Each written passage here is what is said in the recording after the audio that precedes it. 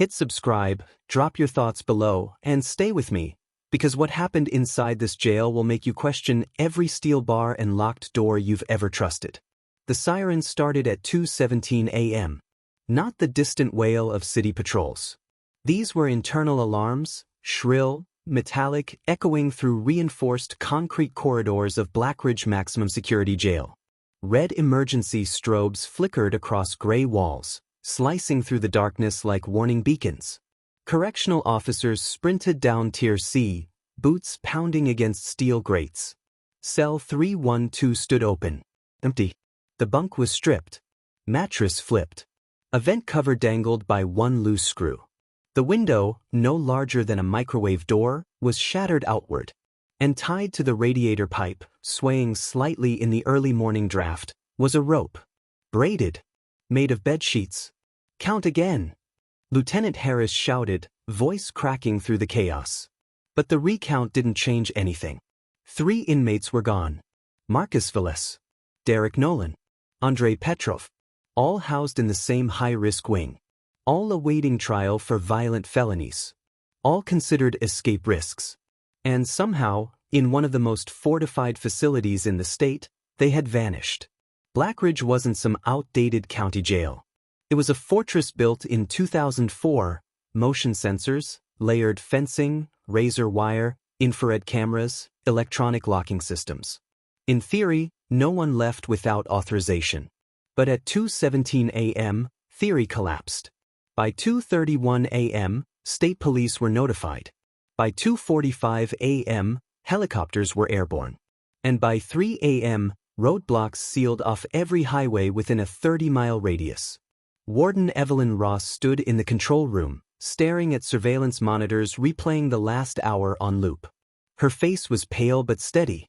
"Show me 1 a.m. to 2 a.m., she ordered. The footage showed Tier C calm and quiet. Inmates asleep. Officers performing routine checks at 1:15 a.m. At 1:42 a.m., Officer Daniel Keene paused briefly outside cell 312. 30 seconds. Then he walked on. Ross narrowed her eyes. Zoom. Keene's hand moved near his belt. He adjusted something. Then continued down the corridor. At 1:58 a.m., the camera glitched. Just for 8 seconds. The screen flickered. When it stabilized, the tier looked the same. Still quiet. Still locked down. But at 2:17 a.m., the alarm triggered, window breach detected. 8 seconds. 8 seconds was all it took for 3 men to disappear. Detective Laura McIntyre arrived at Blackridge before sunrise. She had handled prison assaults, contraband smuggling rings, even one failed escape attempt years earlier. But this? 3 inmates scaling an exterior wall using bed sheets? That didn't happen without planning. And it didn't happen without help. Inside cell 312, McIntyre crouched near the radiator pipe. The sheet rope was meticulously braided, tight, reinforced knots every 12 inches. Whoever made it knew what they were doing. No frayed edges. No panic improvisation. This was rehearsed. She examined the vent above the sink. The cover screws weren't stripped. They'd been removed carefully and replaced multiple times. The dust around the edges suggested recent movement. How long were they planning this? She asked. For weeks, Harris replied grimly. Maybe months. In the common area trash bin, investigators found something else. Tiny fragments of fabric. What? Shredded. 3 sets of sheets had been reduced to fibers. Count inventory, McIntyre said. Every sheet. Every pillowcase. By mid-morning, the media swarmed the perimeter. Maximum security embarrassment, one headline read. Dangerous fugitives on the loose, another warned.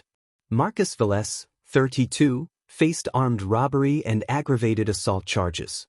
Former construction worker. Known for his physical strength. Derek Nolan, 28, cyberfraud suspect with alleged gang ties.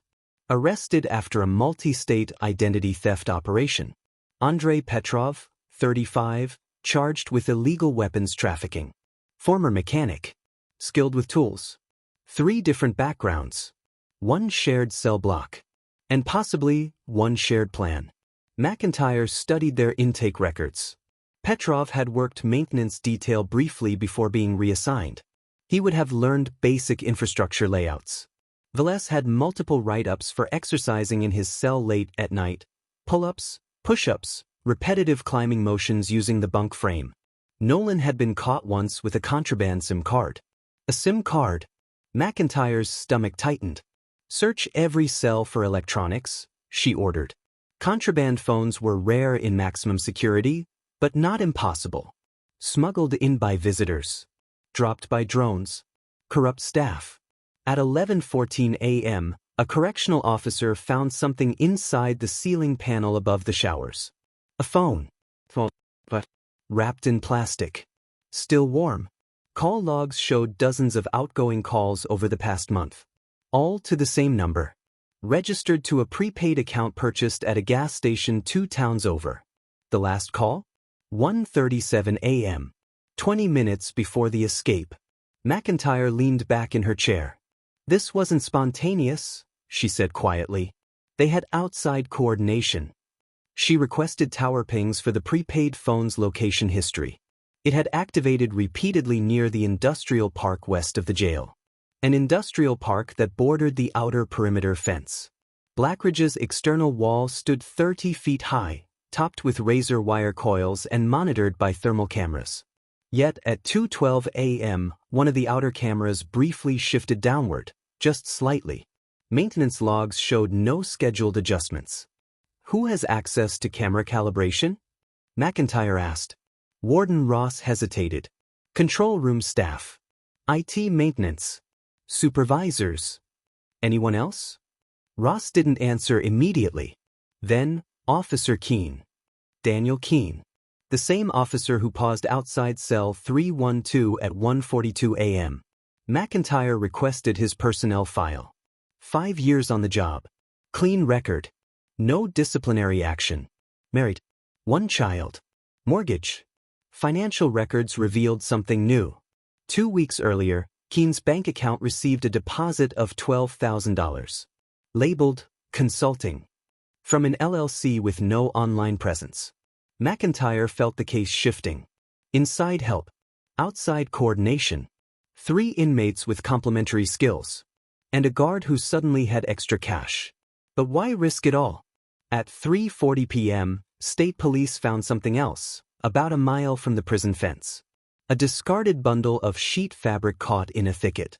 And beneath it, muddy footprints leading toward the industrial park. Search dogs followed the trail to a drainage culvert. Then lost it. A vehicle had been waiting. Back at Blackridge, Keene was brought in for questioning. I didn't help anyone, he insisted. I was on routine patrol. Your camera sector glitched, McIntyre said calmly. 8 seconds. I don't control the system. You paused outside their cell. I heard something. What? Movement. And you didn't report it. Keene's jaw tightened. It was nothing. McIntyre placed a photo of the phone on the table. We found this. Keene's eyes flickered. Just slightly. You ever see that before? No. She slid the bank deposit statement across the table. Then explain this. Keene leaned back slowly. I do side consulting. For who? Silence. McIntyre didn't push further. Instead, she asked one final question. Did you know Nolan was a former IT specialist? Keene blinked. What? He wasn't just cyber fraud. He designed small-scale network exploits, including camera loop overrides. Keene's face drained of color. That 8-second glitch. It hadn't been random. It had been triggered. Remotely. Using the contraband phone. Which meant Nolan hadn't just coordinated outside transportation. He had hacked the jail's surveillance. From inside his cell.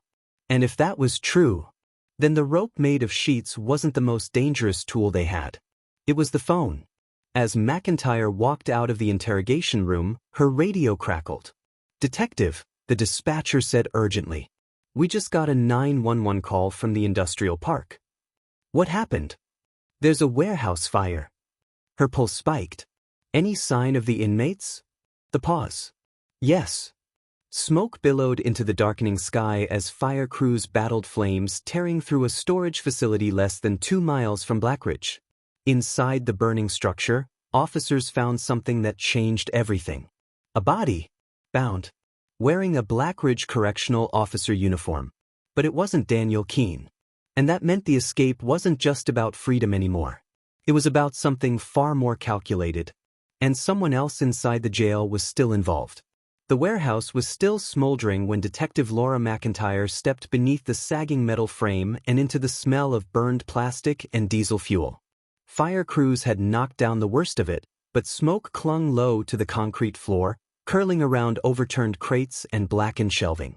The body lay near the back wall. Mid-40s. Uniform half melted against blistered skin. Hands bound behind his back with industrial zip ties. A strip of duct tape fused across what remained of his mouth. His badge, though scorched, was readable. Officer Raymond Cutter. Tier B supervisor.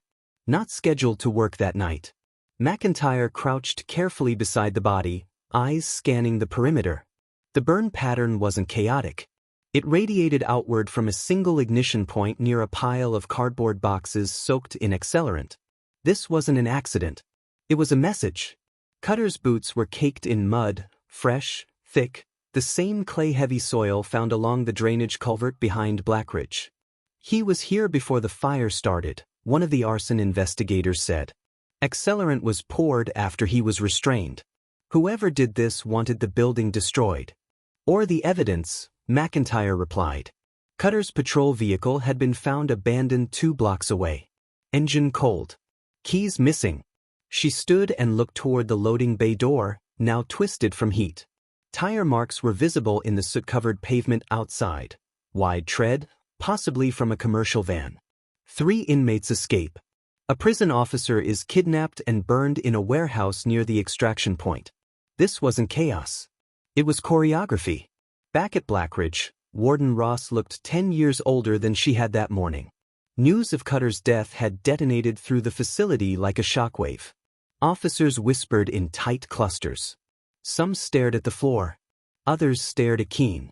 Daniel Keene now sat in a holding room, not as a witness, but as a suspect. You said you didn't help anyone, McIntyre told him, placing a photo of Cutter's body on the table. But someone did. Keene's hands trembled when he saw the image.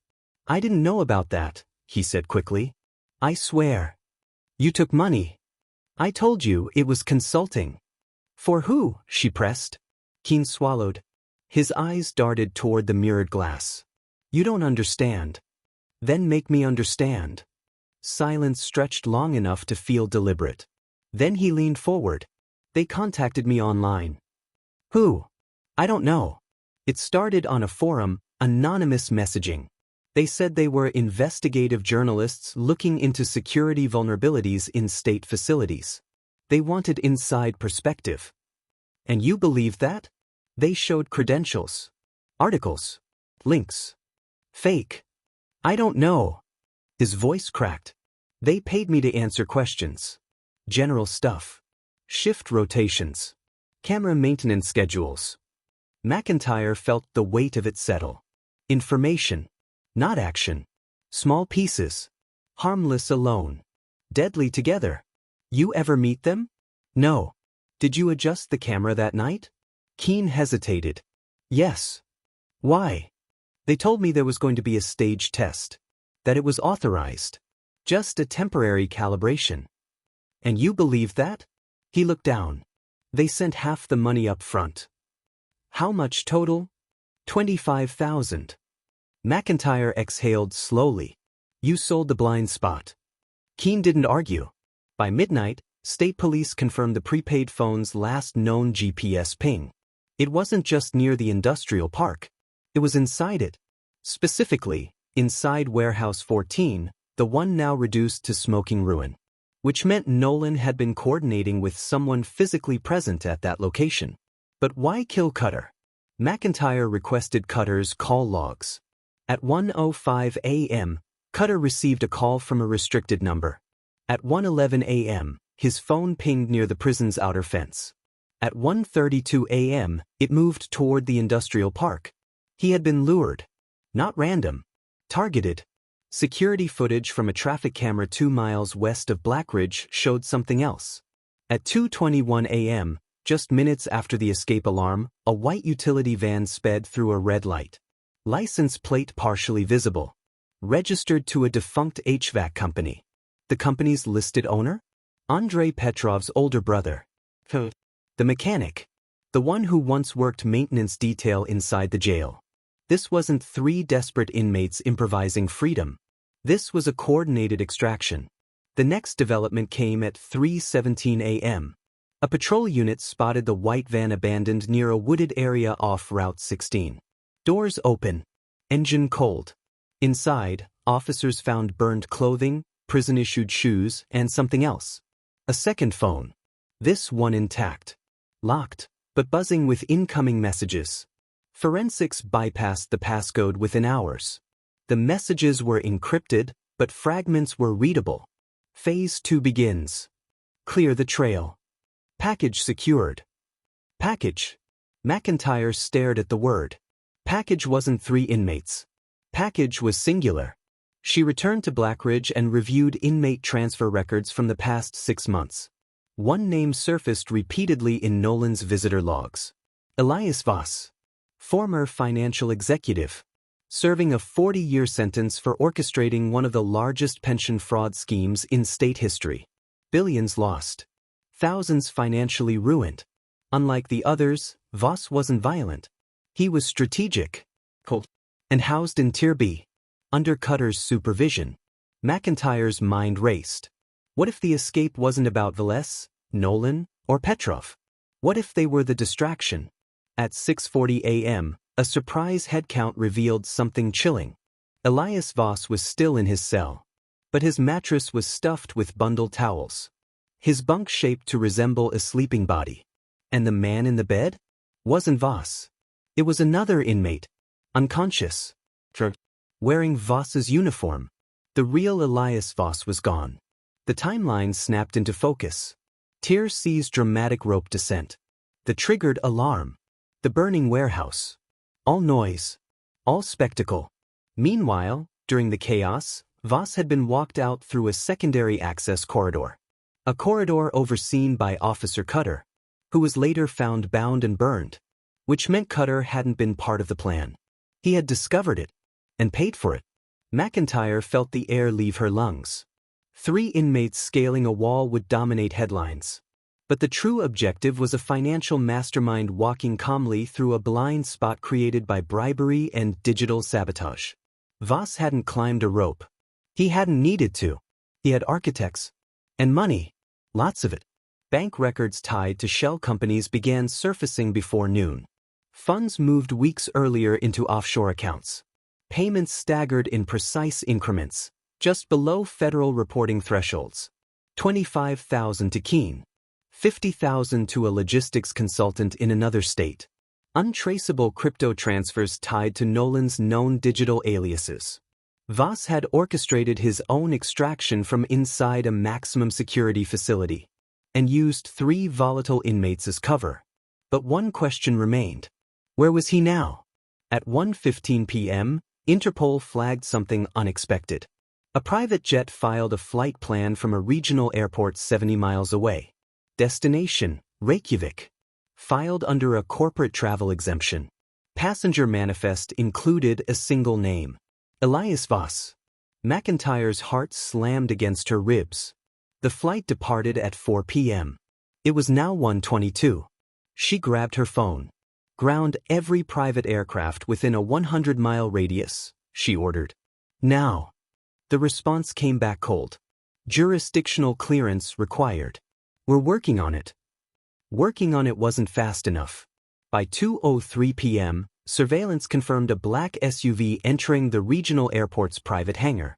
License plate matched a vehicle registered to one of Voss's former business associates. Inside the SUV, airport security cameras captured a man exiting the rear seat. Gray hair. Tailored coat. Calm posture. Elias Voss. No prison jumpsuit. No shackles. Just confidence. But as federal agents raced toward the tarmac, something unexpected happened. The jet never moved. Instead, smoke began rising from beneath its fuselage. Then flames.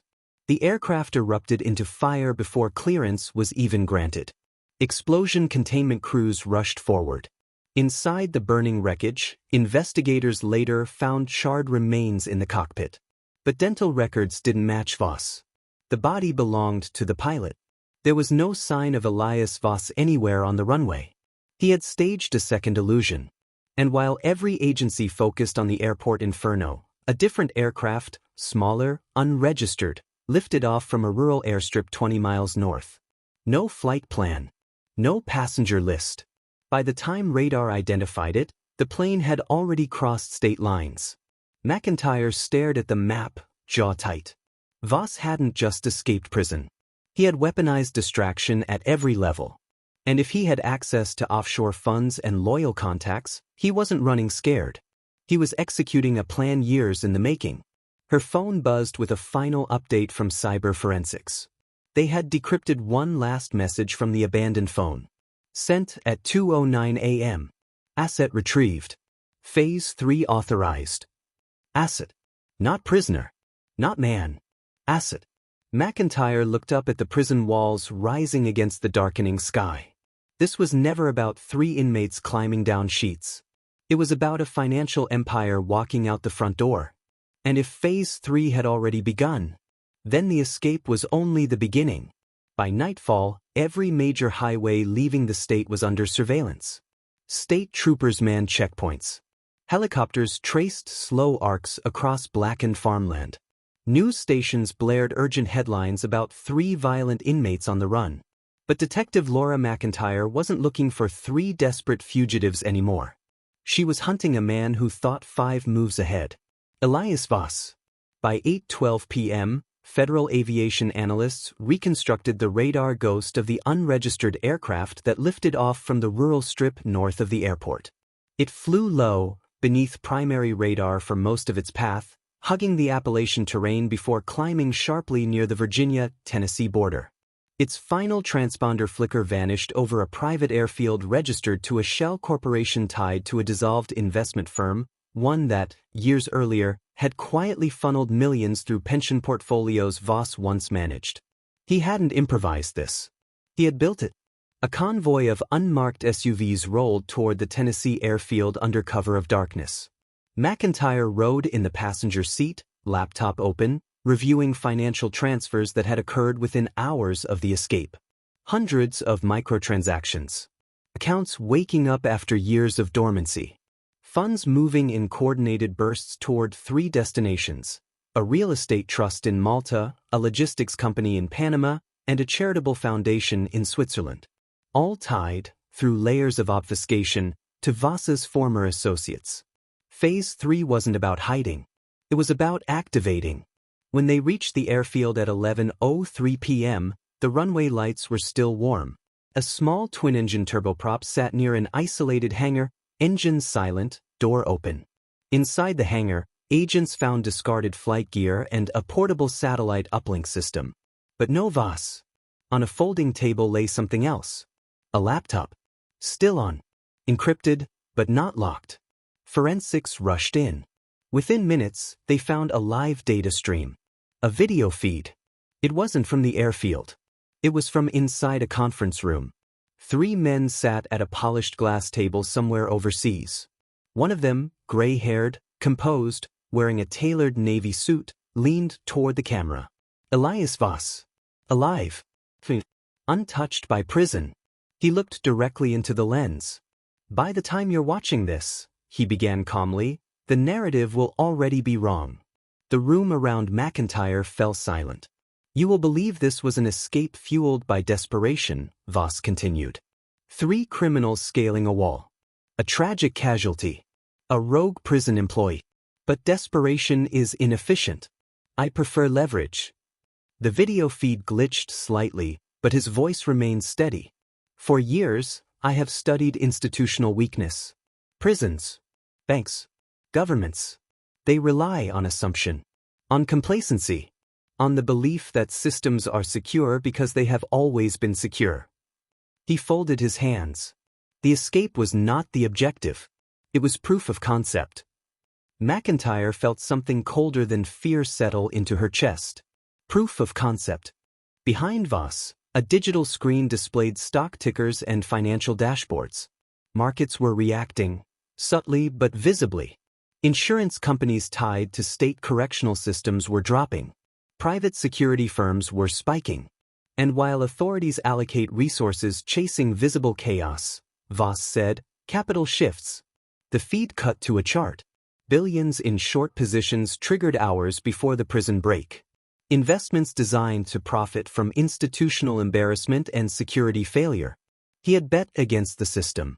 And then exposed it. McIntyre's phone exploded with notifications. Financial networks across multiple states were under cyber intrusion attempts. Not breaches, probes. Stress tests. Voss wasn't stealing money. He was destabilizing confidence. And making billions as markets trembled. The video resumed. I did not need to climb a wall, Voss said softly. I needed the world to watch someone else do it. The feed abruptly cut. Forensics scrambled to trace the signal. It bounced through servers in Iceland, Singapore, and Estonia before going dark. But something in the metadata caught an analyst's attention. A timestamp discrepancy. The video wasn't live. It had been recorded hours earlier, which meant Voss was no longer at the location shown. He had staged evenness. Meanwhile, back in Virginia, the manhunt for the original 3 inmates intensified. By dawn, Andrei Petrov was located first. A tip led authorities to a farmhouse outside Roanoke. Petrov was found alone, exhausted, hiding in a tool shed. He surrendered without resistance. Miguel Velez was captured the following afternoon after a brief foot chase near a trucking depot. He was dehydrated, furious, and confused. Neither knew where Voss was. Neither understood they had been pawns. The plan was just to get out, Velez insisted during interrogation. Nolan said we had help. Said someone powerful wanted to see the system embarrassed. Nolan, the architect inside Tier C. He remained missing. And unlike the others, Nolan had technological skill. Which meant he could still be useful. Or dangerous. At 9:47 p.m. on the third night, a cyber analyst burst into the command center. We found something. A hidden partition inside the laptop recovered at the Tennessee airfield. Inside it, architectural schematics. Not of prisons. Of financial data centers. One in particular was highlighted. A massive server farm located just outside Chicago. Privately owned. Overseen by a consortium of financial clearinghouses. If destabilized, even temporarily, it could freeze transaction confirmations across multiple states. Not theft. Panic. McIntyre understood instantly. Phase 3 wasn't about moving money. It was about trust. And if trust collapsed, markets would hemorrhage. She called federal authorities. Within hours, tactical units surrounded the Chicago facility. Inside, technicians worked unaware of the storm approaching. But Voss wasn't there. Instead, they found Nolan. Seated calmly in a server access corridor, laptop open, cables connected to an unauthorized junction. He didn't run. He didn't resist. He simply closed the screen and looked up. You're late, he said. What was the objective? McIntyre demanded. Nolan smiled faintly. You think this was about escape? About money? It was about demonstration. Demonstration of what? That no system is airtight. Not prisons. Not markets. Not law enforcement. You killed a correctional officer. His expression faltered, just slightly. That wasn't part of my assignment. Assignment? So you admit you were hired? I was recruited, he corrected. Years ago. Voss doesn't recruit muscle. He recruits minds. Where is he? Nolan hesitated. For someone who claims to study systems, he trusts very few variables. Including me. McIntyre stepped closer. You were disposable. The words landed. Nolan's jaw tightened. You think I don't know that? Outside, federal technicians confirmed something chilling. The malware Nolan had planted wasn't destructive. It was observational. A diagnostic tool. Measuring response times. Identifying vulnerabilities. Voss wasn't crashing the system. He was mapping it. And now he had everything he needed. Within 48 hours, global market stabilized. The prison's security protocols were overhauled. Keene was charged. Petrov and Velez returned to custody. Nolan was transferred to federal detention. But Elias Voss remained a ghost. Interpol issued a red notice. Financial regulators launched investigations. News cycles moved on. 3 months later, McIntyre sat alone in her office reviewing a routine financial alert. A small European investment firm had quietly acquired significant shares in multiple private security contractors across the United States. The acquisition trail led, through layers of holding companies, to Malta. She stared at the name of the firm's new chairman. It wasn't Elias Voss. It was a proxy. But the signature style was unmistakable. Leverage. Confidence. Silence. Her phone buzzed. An anonymous email. No subject line. Inside, a single sentence. Systems evolve. Attached was a photograph. Taken from a distance. A marina at sunset. A man standing on the deck of a yacht, gray hair catching the light, hands clasped behind his back. Watching the horizon. The metadata had been scrubbed. But the message was clear. He was still watching. Still calculating. And somewhere, in another system, another blind spot was forming. They had caught the climbers. They had stopped the probe. But the architect? He had never intended to stay inside the walls. If you think this story was intense, you're not ready for the next one. Hit subscribe, drop your thoughts below, and stay with me.